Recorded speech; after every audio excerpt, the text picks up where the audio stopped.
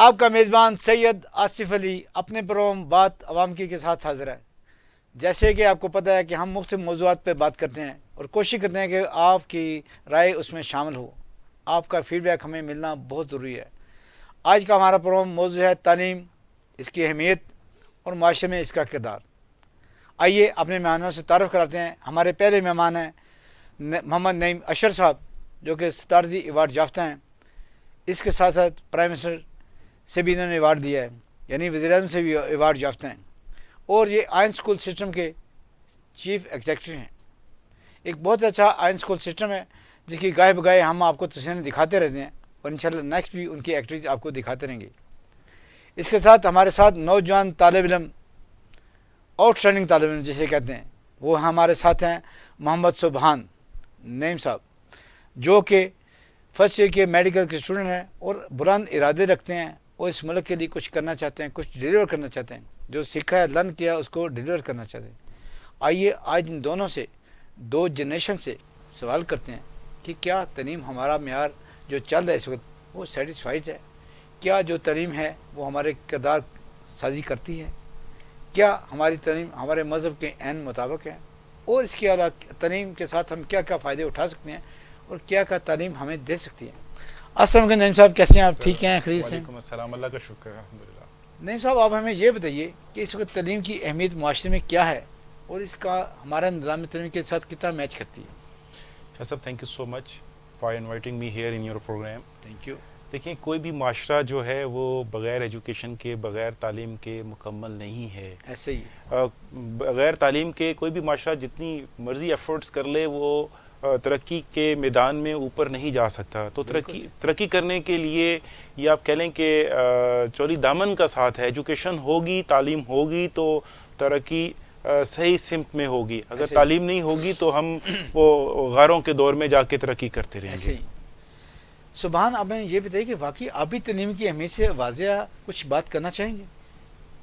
So much for inviting me here. सबसे पहले तो ये बात ये है कि पाकिस्तान की अगर तालीम देखी जाए तो मुझे लगता है कि ये बाकी ममालिक से अच्छी है, लेकिन कहीं ना कहीं किसी सेंस में ये थोड़ा सा बैकवर्ड इसलिए है क्योंकि ये पाकिस्तान की आप देख सकते हैं कि अभी रिसेंट ही बना है। इसको बने हुए अभी तकरीबन 1000 ईयर्स भी पूरे नहीं हुए। तो मुझे ऐसा लगता है कि थोड़ा सा हमें तरक्की इस फॉर्म में करनी चाहिए कि एजुकेशन को आगे लेकर जाएंगे तब भी हम कामयाब हो सकते हैं। आप क्या समझते हैं, जब आप तालीम में शामिल हुए यानी पहली, दूसरी, तीसरी क्लास, तो आपने तालीम को क्या अख़ज़ किया था, क्या इसका अक्स बनाया था? جی سب سے پہلے تو یہ بات ہے کہ جب میں تعلیم میں نے اسٹارٹ کی کلاس 1 سے جب اسٹارٹ کیا تو سب سے پہلے تو جب ہم اس ٹائم تو چھوٹے تھے اس ٹائم ہمارے یہی ہوتا تھا کہ بس ہم کسی طرح ٹیچر ڈاکٹر بن جائیں.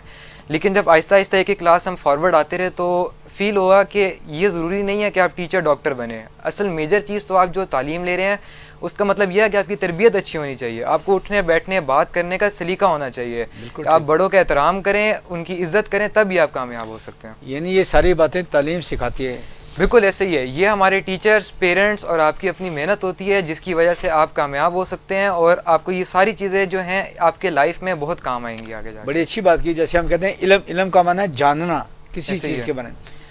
نعیم صاحب آپ ہمیں یہ بتائیں کہ تعلیم کا اصلاحات تعلیم کے شعبے میں ہونی چاہیے یا معاشرے میں ہونی چاہیے, یا کیسے اس کا کمبینیشن بنائیں گے؟ شاہ صاحب آپ نے کہا کہ اصطلاحات جو ہیں معاشرے میں یا تعلیم میں سمجھتا ہوں دونوں جگہوں پہ ضروری ہے. بالکل صحیح. تعلیم جو آپ ایجوکیشن دے رہے ہیں اگر اس میں اصطلاحات نہیں ہوں گی تو ہم سیکھیں گے نہیں. ہم جو اپنی اس جنریشن کو سکھا رہے ہیں وہ اپ ٹو ڈیٹ نہیں ہوں گے. تو ڈیفینیٹلی ایجوکیشن کے اندر بھی جو ہم سلیبس کریکلم بنا رہے ہیں اس کے اندر بھی اصطلاحات کی بہت سا ضرورت ہے.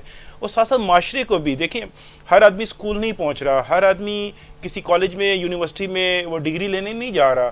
بہت ساری چیزیں آپ کو معاشرہ سکھاتا ہے. فار ایگزامپل ہم روڈ پہ چل رہے ہیں تو وہ کسی اسکول کالجز میں تو نہیں بتایا جا رہا, ہمیں پتہ ہے کہ ہمیں فٹ پاتھ پہ چلنا ہے, اپنی سائڈ پہ چلنا ہے.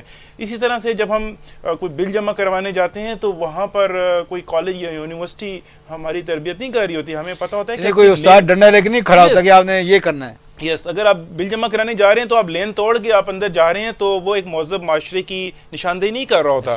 تو ہمیں معاشرے اور اپنے جو ایجوکیشن ہے اس دونوں میں اصلاحات کرنے کی ضرورت ہے. آلدو اس پہ بہت زیادہ کام ہو رہا ہے لیکن پھر بھی اس کے اندر بہت سارے ہیں. آپ جب یہاں سے نکل کے سنگاپور چلے جاتے ہیں, آپ یورپ کے کسی ملک میں چلے جاتے ہیں تو وہاں پہ آپ دیکھتے ہیں کہ ہر بندہ اپنے وہ صبح جو ہے وہ اگر وہ واک کر رہا ہے یا گاڑی میں وہ ٹریول کر رہا ہے تو وہ بڑوں کو سیٹ دے رہا ہے. وہ اگر لین لگی ہوئی ہے تو وہ لین میں کھڑے ہیں, اپنے نمبر کا انتظار کر رہے ہیں. وہ کوئی شارٹ کٹ نہیں تلاش کر رہا ہوتا. تو میں سمجھتا ہوں دونوں جگہوں پہ اصلاحات کی ضرورت ہے. بڑی اچھی بات کی. محمد سبحان, ہمیں یہ بتائیں کہ تعلیم کا میکینزم کیا ہونا چاہیے نصاب کے اندر؟ سب سے پہلی بات تو یہ ہے کہ آج کل آپ دیکھ رہے ہوں گے کہ انہوں نے SLO سسٹم متعارف کرایا. اس کا میجر مقصد یہ ہے کہ بچے ایک بک کا رٹا نہ لگائیں, وہ ڈفرینٹ بکس کو اپنے ساتھ لے کر چلیں تاکہ ان کے جو رٹا سسٹم اس کو ختم کیا ہے, کنسیپٹ بیسس چلیں. کیونکہ آپ نے دیکھا ہوگا کہ ہم کہتے ہیں کریٹو ورک. یس, کریٹو تھنکنگ ہوتا کہ وہ سمپل وے میں کریٹو تھنکنگ, جبکہ وہ اگر رٹا لگائیں گے تو ان کا دماغ چھوٹا رہ جائے گا. اور آپ دیکھیں گے اگر تو بیگ لوگوں کے زیادہ بڑے ہوتے ہیں ان کے دماغ سے. ایسا نہیں ہونا چاہیے, بیگ چھوٹے ہونے چاہیے, بچوں کے دماغ اچھے ہونے چاہیے.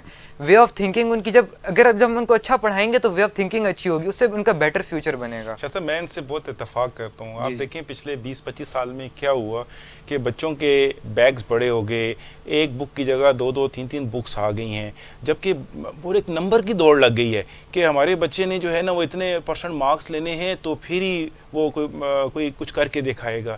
جبکہ جو ان کی جو لرننگ ہے, ان سائڈ دا لرننگ ہے, وہ ختم ہوتی جا رہی ہے.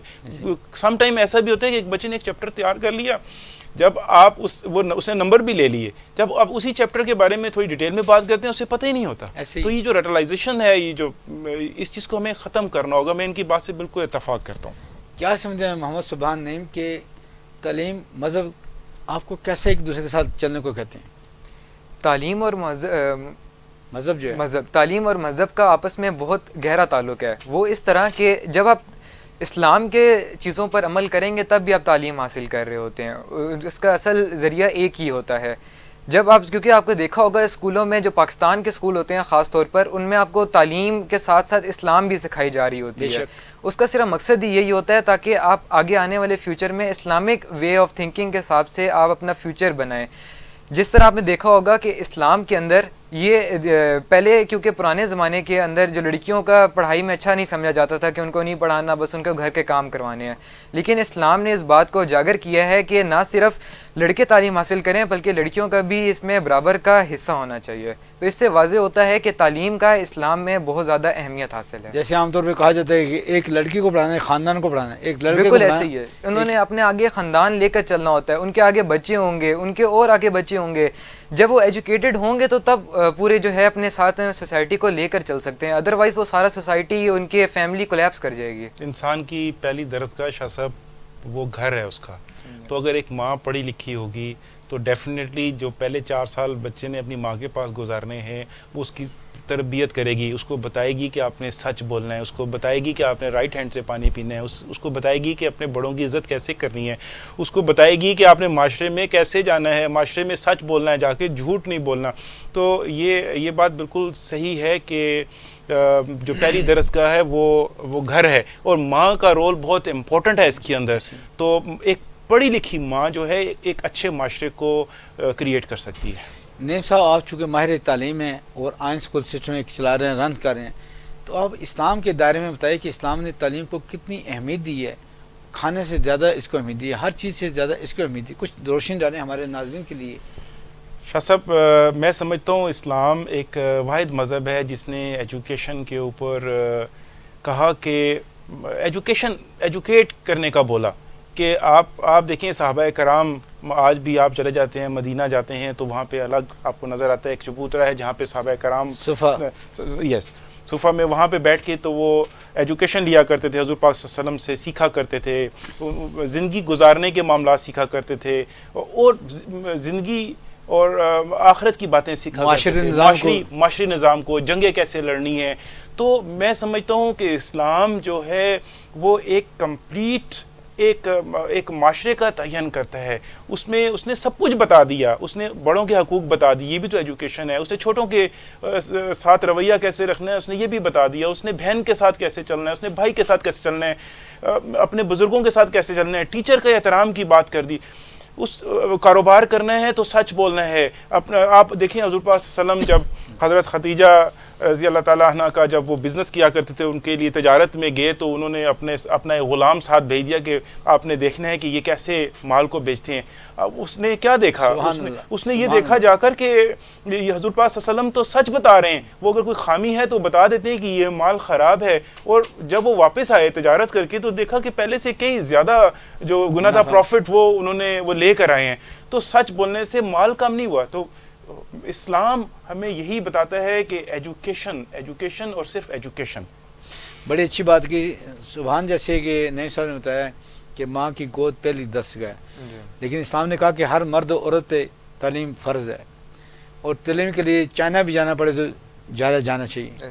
اس کے بارے میں اور کچھ ہمارے اپنے جیسے بچوں کو کیا بتائیں گے کہ تعلیم کو کیسے سیکھنا چاہیے، بڑوں کا ادب کیسے کرنا چاہیے؟ جیسا آپ نے بات کی بالکل آپ صحیح کہہ رہے ہیں کہ تعلیم ایک ایسی چیز ہوتی ہے جس کی وجہ سے آپ حق اور باطل، جھوٹ اور سچ میں فرق جانتے ہیں. تو جب کسی بچے کو جب تعلیم نہیں ہوگی، اس چیز کا پتہ نہیں ہوگا، تو معاشرہ بھی اس کی وجہ سے نہیں بن پائے گا. لیکن ایک تعلیم ایسی چیز ہے جس کی وجہ سے آپ کی نیکسٹ کریکٹر بلڈنگ کے ساتھ ساتھ آپ کی لائف بن رہی ہوتی ہے. اس میں آپ کے اوپر ڈفرینٹ، کیونکہ آپ کو پتہ ہے کہ لائف ایک اچیومنٹس اور آپ کے ایک امتحان کا نام ہے، اور ڈفرینٹ امتحان تب بھی آپ پاس کر سکتے ہیں جب آپ اس میں سچ بولیں گے، اسلام کے اصولوں کے مطابق کام کریں گے. صاحب میں ان کی بات کو ایک تھوڑا سا اور ایڈ کرتا جاؤں گا. میں ایک دن میں ویسے قرآن کو اب ترجمے سے پڑھتا ہوں، پہلے یہ اتنا زیادہ وہ وقت نہیں ہوتا تھا یا شاید ہمیں سوچ نہیں تھی، عقل نہیں تھی. اب تھوڑی سی ہدایت اللہ نے ہدایت دینا شروع کر دی. تو آپ دیکھیں کہ آج ہمارے معاشرے میں خواتین کو وراثت کے جو حق ہے اس سے محروم کر دیا جاتا ہے، وہ نہیں دیا جاتا. قرآن میں اللہ نے کئی 100 سال پہلے ایک شخص کے حق کے بارے میں بتا دیے، حصے بتا دیے کہ بیوی کا کیا حصہ ہوگا، بیٹوں کا کیا حصہ ہوگا، بیٹیوں کا کیا حصہ ہوگا. دیکھیں یہ وہ تعلیم ہے. ہم قرآن کو، اگر آپ نے اسلام کی بات کی نا، تو ہم قرآن کو اگر صرف تلاوت کی حد تک لیں گے تو میں نہیں سمجھتا کہ ہم اس کا صحیح حق ادا کر رہے ہیں. یس، پڑھنے کا ثواب ضرور ہوگا، لیکن اللہ تعالیٰ اس میں میسج کیا دے رہا ہے؟ اللہ تعالیٰ جو ہمیں چیزیں سکھا رہا ہے وہ ایٹ لیسٹ ہم پڑھیں تو صحیح، ہمیں پتہ تو ہو. تو اب آپ دیکھیں اگر ہمارے لوگ قرآن کو پڑھتے ہیں تو انہیں یہ پتہ ہوگا کہ ہم نے کس کا حق کیا دینا ہے، اس میں وراثت میں حصہ کیا دینا ہے. تو قرآن ایک مکمل ضابطہ حیات بیان کرتا ہے. اس کے بعد حضور پاک صلی اللہ علیہ وسلم کی سنت ہے، ہم اس کو سامنے، وہ بھی تو ہمارے لیے تعلیمات ہیں نا. حدیث ہیں ہمارے پاس جو اتھینٹک حدیث ہیں، ہمیں اس پہ. تو آپ نے جب اسلام کی بات کرتے ہیں، میں سمجھتا ہوں ایک وہ مکمل ضابطہ حیات ہے. تو ہمارے جو ابھی جو ریسنٹ ایک ایکٹیویٹی ہو رہی ہے، ریسنٹلی ہم سکولز میں دیکھ رہے ہیں کہ جو قرآن کا جو وہ تجوید ہے وہ لازمی قرار دی گئی ہے, اس پہ اس کا ترجمہ لازمی قرار دے دیا گیا ہے. میں سمجھتا ہوں یہ ایک بڑا پازیٹیو اسٹیپ اٹھایا ہے اس گورنمنٹ نے. آلدو میں کسی گورنمنٹ کو سپورٹ نہیں کرتا, لیکن چونکہ جو اچھی چیزیں ہیں ہمیں اس کو ہائی لائٹ کرنا ہوگا. تو ابھی میں لاسٹ ویک میں دیکھ رہا ہوں سیشن ججز جو ہیں شاہ صاحب وہ اسکولس میں وزٹ کر رہے ہیں اور وہ صرف یہ دیکھ رہے ہیں کہ کیا اسکولس کے اندر قرآن پاک کی تجوید کے لیے کیا پراپر ٹیچرز ہیں جو اس کو پڑھا رہے ہیں, پھر جو سلیبس جو انہوں نے پلاننگ ڈیفائن کی ہوئی ہے اس کے مطابق چل رہے ہیں. تو میں سمجھتا ہوں یہ ایک بہت اچھا سٹیپ ہے جو یہ گورنمنٹ ابھی اٹھا رہی ہے. آپ نے بڑی اچھی بات کی, میں لیکن تھوڑا سا اختلاف کروں گا اپنے بچوں کے لیے, اپنے نوجوانوں کے لیے. ہم چاہتے ہیں ہمارے بچے کمپیوٹر بھی پڑھیں, ہم چاہتے ہیں ہمارے بچے انگلش انٹرنیشنل لینگویج بھی پڑھیں, ہم چاہتے ہیں ہمارے بچے یہ بھی کام کریں. وہ بچوں کا سلیبس دن بہ دن بڑھتا جا رہا ہے, اس کے سلیبس کو کیسے کم کیا جا سکتا ہے, کیسے بہتر کیا جا سکتا ہے, آپ کیا کہتے ہیں؟ میں سمجھتا ہوں سلیبس نو ڈاؤٹ دن بہ دن بڑھتا جا رہا ہے, ہم بچوں کے کاندھوں پہ بوجھ ڈالتے جا رہے ہیں.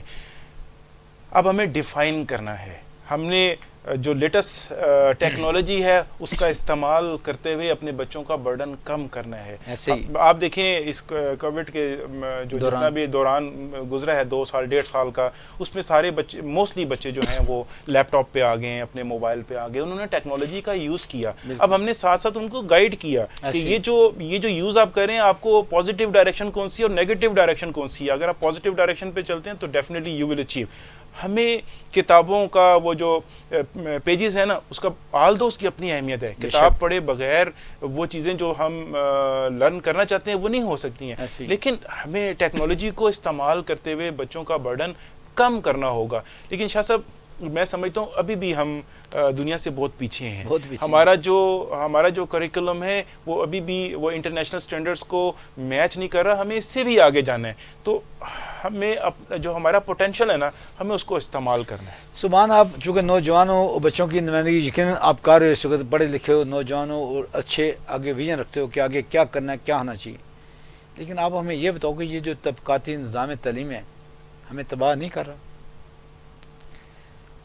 جی بالکل ایسے ہی ہے, یہ ہمیں ایک بیکورڈ کی طرف لے کر جا رہا ہے, لیکن جیسا بھی ہو رہا ہے ہمیں چاہیے کہ ہم اس کو پازیٹیو لیں, اس کے اندر اپنے فیلڈز کو خود ڈھونڈیں تاکہ ہم اس سے آگے جا سکیں. لائک طبقاتی نظام تعلیم کے بارے میں نہیں سر آپ کیا کہتے ہیں؟ سر وہ جو شاہ صاحب طبقاتی نظام میں سمجھتا ہوں یہ انگلش میڈیم کے جو بچے ہیں نا شاید ان کو اردو کے جو ورڈ ہے نا وہ ایز اٹ از نہیں لے سکتے.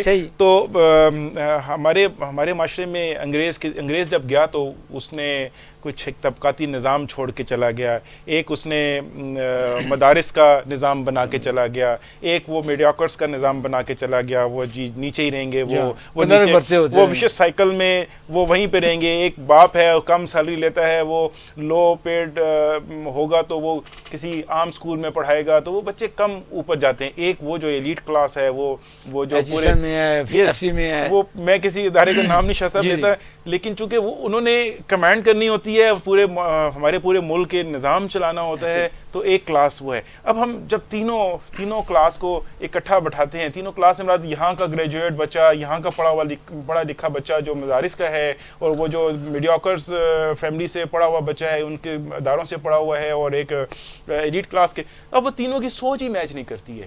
تو وہ جب ان کی سوچ ایجوکیشن کے بعد میچ نہیں کرے گی تو وہ جب پریکٹیکل لائف میں شاہ صاحب جائیں گے نا تو وہ بگاڑ پیدا ہوگا, ان کے اندر لڑائی جھگڑا. اور آپ جب دیکھ لیں معاشرے کے اندر یہی کچھ ہو رہا ہے. تو ابھی جو سنگل نیشنل کریکولم ہے اس کے اوپر جو کام کیا جا رہا ہے, یہ جو منسٹر مراد راز صاحب یا شفقت صاحب کام کر رہے ہیں, سر میں سمجھتا ہوں یہ ایک بہت زبردست سوچ ہے کہ سب جگہوں پر ایک ہی طرح کا جو ہے نا وہ ایجوکیشن سسٹم لے کے آیا جائے, تاکہ جب معاشرے میں یہ جو گریجویٹس پیدا ہوں, جب نوجوان پڑھ لکھ کے جب آئیں تو ان کی ایک سوچ ہو. تو پھر ابھی ہم سبحان سے کوشچن کرتے ہیں. سبحان یہ بتائیں کہ ایک جدید تعلیم کے لیے, ایک جدید ورکنگ کے لیے نوجوانوں کو کیسے اپنے آپ کو تیار کرنا چاہیے, اس کا دن کا ٹائم ٹیبل کیا ہونا چاہیے؟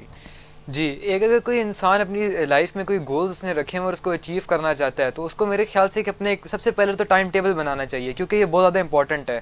صبح سب سے پہلے تو وہ جب نماز کے لیے اٹھے, فجر کی نماز کے بعد وہ سوئے مت, تھوڑی دیر کے لیے باہر جائے, جاگنگ وغیرہ کرے, واک کرے, تاکہ اس کا مائنڈ فریش ہو جائے. واپس آئے, تھوڑا سا لنچ کرے اور اس کے بعد پھر آگے بریک فاسٹ کرے, اس کے بعد دین اپنی اسٹڈیز کو کنٹینیو کر دے, کچھ دیر اسٹڈی کرے, پھر اس کے بعد اپنے فیملی کے ساتھ آ کے ٹائم اسپینڈ کرے, دین پھر اسی طرح نماز پڑھے, لنچ کرے, پھر یعنی اپنے حالات کے مطابق اپنا شیڈول زندگی کا قائم کرے. ایسے ہی ہے, جس نے جس فیلڈ میں جانا ہے اس حساب سے, کیونکہ اس کو مینیج کرنا پڑے گا. اگر کسی نے آرمی میں جانا ہے تو کم از کم اس کو 5 کلومیٹر پر ڈے واک کرنی چاہیے, اس طرح کی ڈفرینٹ ایکٹیویٹیز کرنی چاہیے جس فیلڈ میں اس نے جانا ہے, تاکہ اس کے ساتھ کا کیپیبل ہو سکے. نعیم صاحب, نوجوان نسل کو کیا میسیج دیں گے تعلیم کے حوالے سے؟ شاہ صاحب, میں سمجھتا ہوں نوجوان نسل جو ہے سب سے پہلے تو اپنی ڈائریکشن سیٹ کرے, اپنے گولز سیٹ کرے. اس گول کو سیٹ کرنے کے بعد اس کے لیے ہارڈ ورک کرے. جب تک ہارڈ ورک نہیں کریں گے گول اچیو نہیں ہوں گے, اور جب آپ ہارڈ ورک کرتے ہیں تو آپ کے گولز خود بخود آپ کے پاس چل کے آتے ہیں, اور گول اچیو کرنے کے ساتھ ساتھ آپ معاشرے کے اندر اپنا ایک پازیٹیو رول پلے کریں. اس معاشرے کو اوپر لے کے جانا ہے. جب معاشرہ اوپر جائے گا آپ خود بخود اوپر آ جائیں گے. بہت شکریہ ناظرین, آپ نے پروگرام دیکھا. آپ کی رائے ہماری بہت مقدس اور بہت محترم ہوتی ہے. اپنی رائے سے ہمیں وقتاً فوقتاً آگاہ کرتے رہیں, جیسے کہ ہم کہتے ہیں کہ اپنا فیڈ بیک ہمیں دیتے رہا کر. ناظرین, آج ہمارے ساتھ مہمان تھے نعیم اشرف صاحب, جو کہ ماہر تعلیم اور آئین اسکول سسٹم مینجمنٹ کے چیئرمین تھے, چیف ایگزیکٹو تھے.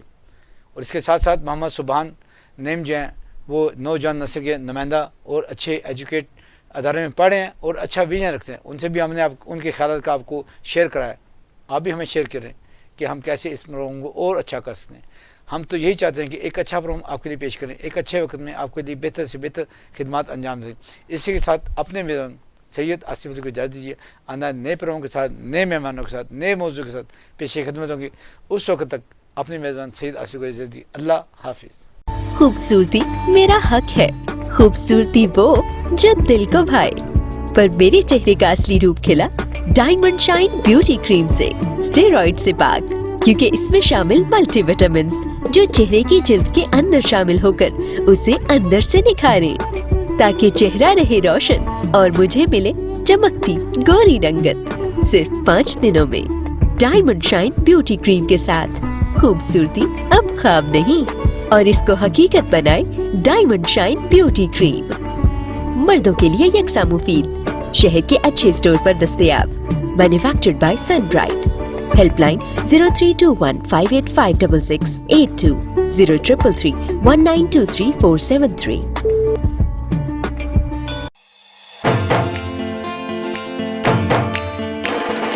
وارث نہاری ہے سب سے معیاری, جو بھی اس کو کھائے خوشی سے مسکرائے. معیار اس کا ہے سب سے بھاری. وارث نہاری 1960 سے قائم شدہ. انارکلی لاہور والے اب آپ کے شہر راولپنڈی سیٹلائٹ ٹاؤن, اور صدر کی کامیابی کے بعد اب آپ کے شہر بحریہ ٹاؤن فیز 7 میں. وارث نہاری کی فخریہ پیشکش. وارث لاہور دارالباہی ہر قسم کی لاہوری فرائی مچھلی کے لیے اب لاہور جانے کی ضرورت نہیں. ذائقہ وہ جو من کو بھائے. اسپیشل نلی اور مغز nihari fry, chicken nihari, special مچھلی تسلا, لال بوٹی تسلا, نلی اور مغز دیسی گھی کے تڑکے کے ساتھ. شیرمال, روغنی نان, تافتان نیاز کے لیے اسپیشل تیار کیے جاتے ہیں. بھرپور ذائقہ اور اعلیٰ معیار ہی ہماری پہچان ہے. تو آج ہی اپنی فیملی کے ساتھ تشریف لائیں اور ذائقے کی ایک نئی دنیا میں کھو جائیں. وسیع کار پارکنگ کی سہولت کے ساتھ فری ہوم ڈیلیوری اور فوڈ پانڈا کی service. Waris Nihari, D999 satellite town, commercial market Rawalpindi, 109B Adamjee road, Saddar Rawalpindi cantt. Clock tower نزد Burger King, Bahria town phase 7. Waris nihari کی فرسٹ اینیورسری کے موقع پر راولپنڈی کمرشل مارکیٹ میں 20 اکتوبر کو 50% ڈسکاؤنٹ حاصل کریں.